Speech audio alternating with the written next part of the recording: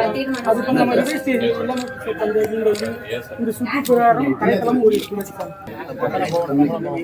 விலையும் கம்மி. உள்ள அந்த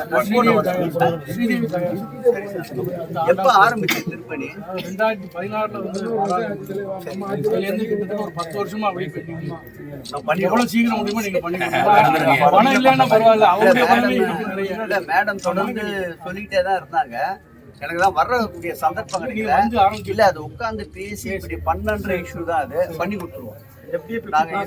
நாங்க 20, 21 இல்ல FDA பத்தியே பேசாதீங்க, பணம்